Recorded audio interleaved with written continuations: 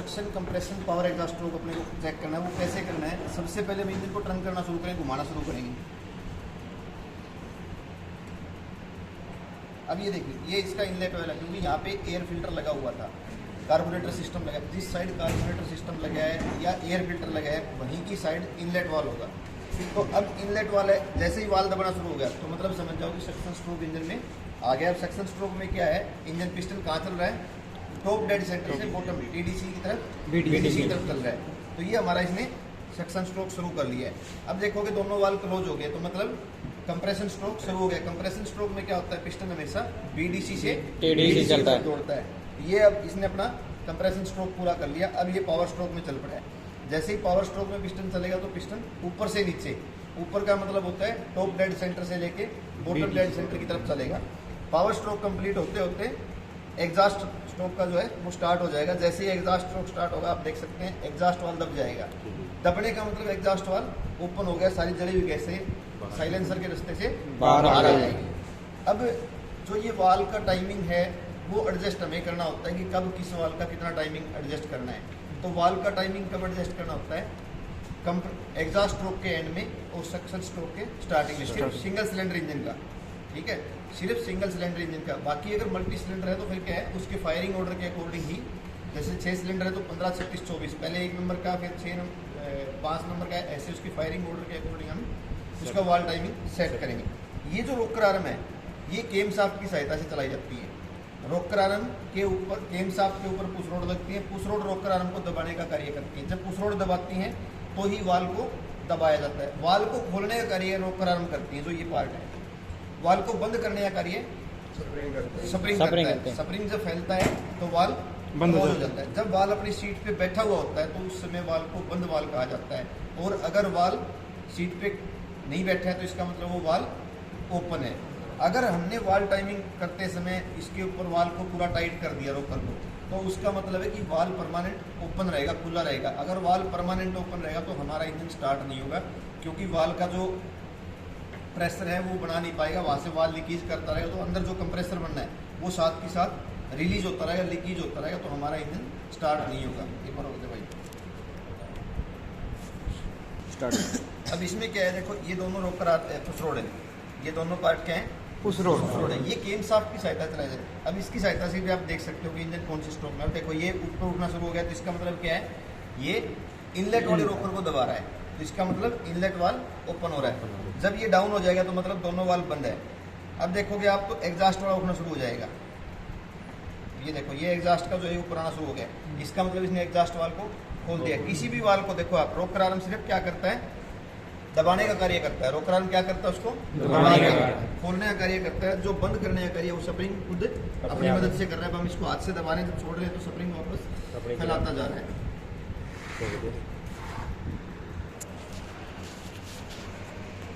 अब ये जो पिस्टन का अब मौके पे जो खड़ा है, ये खड़ा है एग्जॉस्ट स्ट्रोक के एंड में और सक्शन के स्टार्ट में। अब जैसे फ्लाई व्हील को घुमाना शुरू करेंगे, आप देखते जाइए, इसका सक्शन वाला पुश रोड ऊपर उठना शुरू हो जाएगा।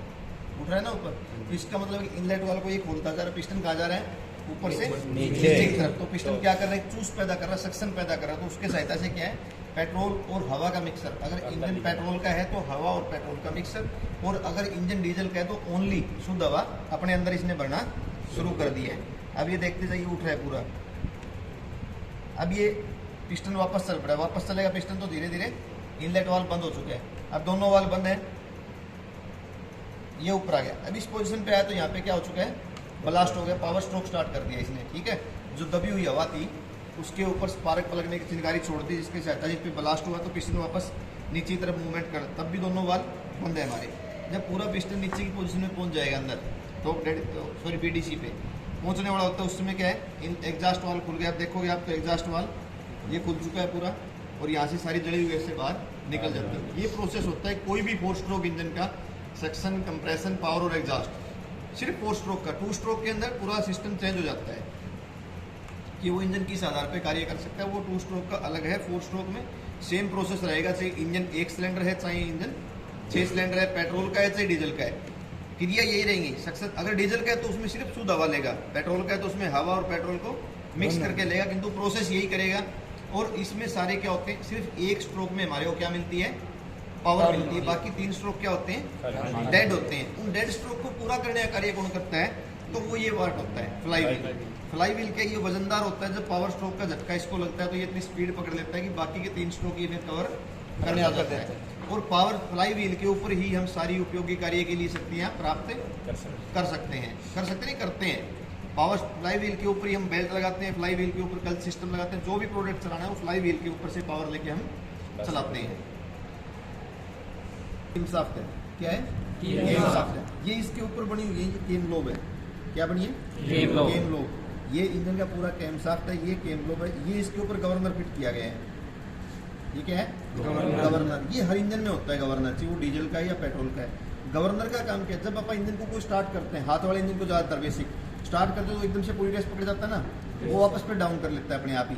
वो काम इस गवर्नर का है। ये क्या करता है, रेस को एकदम से स्टार्टिंग पेट्रोल की पूरी सप्लाई देगा, डीजल की पूरी फुल स्टार्ट कर देगा। इंजन स्टार्ट होते ही अपने आप इसको लिमिट में स्प्रिंग है, जब ये दौड़ेगा तो ये फैलेगा, फिर ये लिमिट में फैलता है। फिर जितनी रेस हम एक्सीलेटर पेट्रोल की खपत बढ़ाएंगे उसके अकॉर्डिंग इसको फैल के कंट्रोल करें।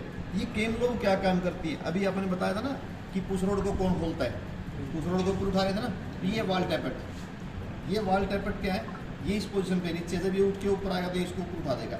जब ये केम लोब पे आएगा तो ऊपर उठेगा, ये ऊपर उठेगा तो वापस रोकर आर्म उठेगी, रोकर आर्म फिर इसको दबाएगी वाल को, वाल खुल जाएगा। जब ये थोड़ा आगे चलेगा तो फिर क्या है, ये वापस नीचे आ जाएगा, वाल स्प्रिंग वाल को वापस बंद कर देगा और उसके ऊपर लोड करेगा तो वापस कुछ लोड नीचे जाएगा। तो ये कार्य करता है केमशाफ्ट। अभी ये केमशाफ्ट है सिर्फ सिंगल सिलेंडर इंजन की, और वो भी पेट्रोल की। इसके ऊपर कितनी केम लोब है, 2। अगर ये डीजल इंजन की होती तो फिर इस पर 3 केम लोब होती। 3 क्यों होती, तीसरी फ्यूल इंजेक्शन पंप को चलाने के लिए, किसी भी गाड़ी के डीजल पंप को चलाने के लिए केमशाफ्ट की जरूरी होती है।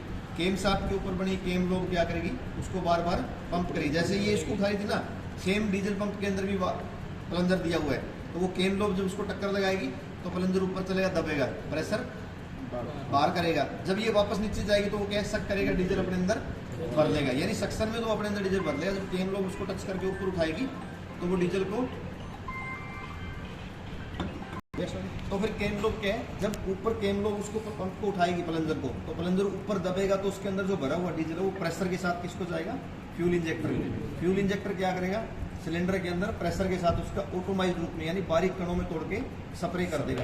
तो हीट हवा के ऊपर जब डीजल का स्प्रे होता है तो उसमें ब्लास्ट हो जाता है। तो जब डीजल इंजन की केमशाफ्ट होगी तो उसकी सबसे बड़ी ये पहचान है कि डीजल इंजन की केमशाफ्ट पे 1 केम लोब एक्स्ट्रा होगी।